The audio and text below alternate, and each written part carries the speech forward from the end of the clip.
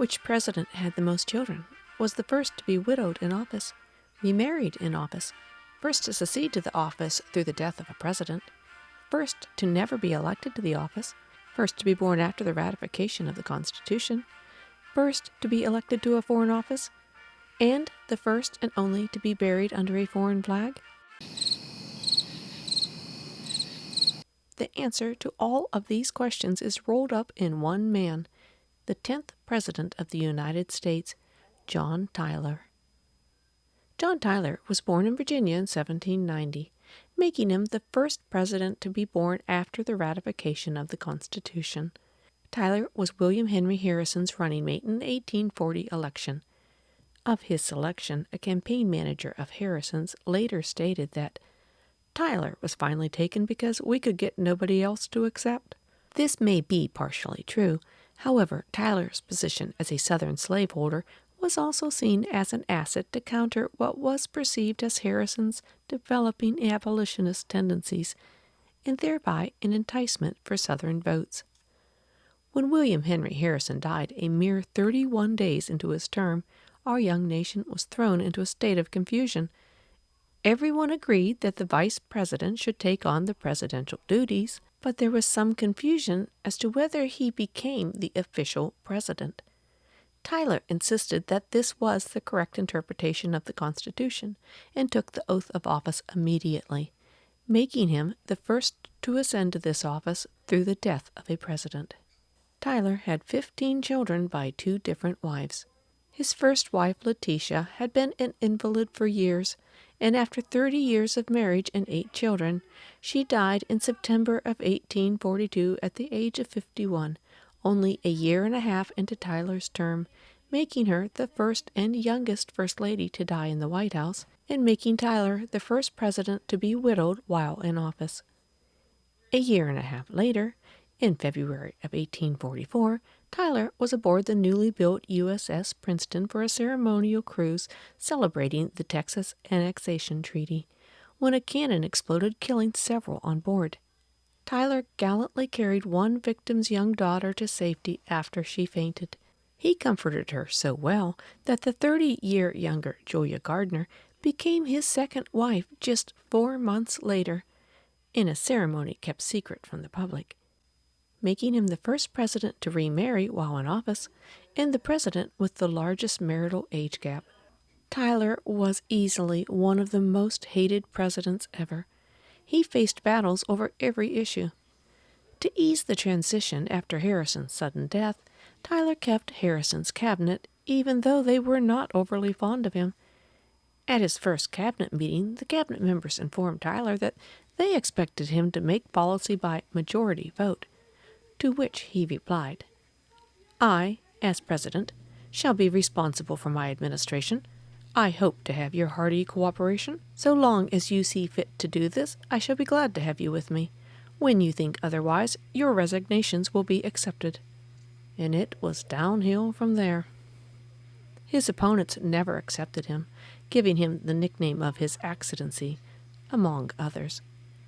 In 1841, Taylor vetoed Henry Clay of Kentucky's national bank legislation, not just once, but twice. In a state of fury, Clay's supporters broke through the White House gates, threw stones at the presidential mansion, shouting, "Groans for the traitor!" hung the president's effigy on the porch, and burned it. A rather dramatic first. This was quickly followed by the resignation of all but one cabinet member, Daniel Webster, which was another first. After Tyler vetoed another bill, the Whigs kicked Tyler out of the party, making him the first to be evicted from his party. Tyler tried to return to the Democratic Party, but was rejected. The very next year, after Tyler vetoed another of the Whig bills, the House of Representatives considered impeachment proceedings. Tyler was deemed utterly unworthy and unfit to have the destinies of this nation in his hands. The House approved an investigative committee's report condemning Tyler for gross abuse of constitutional power. Henry Clay, however, believed that this was a prematurely aggressive move, and as he felt certain that Tyler would eventually face impeachment anyway, he advised it be temporarily shelved. and later the resolution was rejected.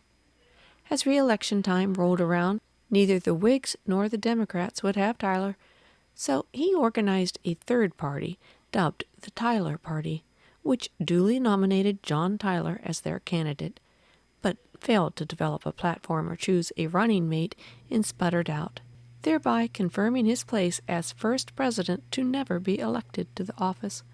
Meanwhile, the battle with Congress raged on until the end of his term, and as a Parthian shot, on his very last day as president, Congress overrode one of his vetoes, chalking up yet another first for a president.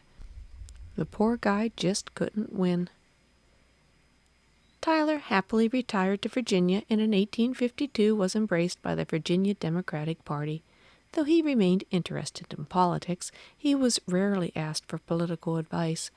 On the eve of the Civil War, Tyler re-entered public life as a sponsor and chairman of the Virginia Peace Convention, which sought a compromise to avoid war, even as the Confederate Constitution was being drawn up at the Montgomery Convention. When the proposals were rejected by Congress, Tyler abandoned hope of compromise, and he saw secession as the only option, predicting that a clean split of all Southern states would not result in war. War broke out, however, and Tyler unhesitatingly sided with Virginia, which joined the Confederacy. Tyler was then elected to the Confederate House of Representatives, making him the first and only president to be elected to a foreign office. However, Tyler died on January 17, 1862, before the opening ceremonies took place. Due to his political allegiance to the Confederacy, he is the only U.S. president whose death was not officially recognized by the U.S. government. He had requested a simple funeral, but Confederate President Jefferson Davis instead honored Tyler with a grand affair. Tyler's coffin was draped with a Confederate flag, making him the only U.S. president ever buried under a foreign flag. And perhaps the most surprising part is that the man who became president, albeit through a sideways means, through the election of 1840, one of our first 10 presidents, had a grandchild who was still living in this last decade.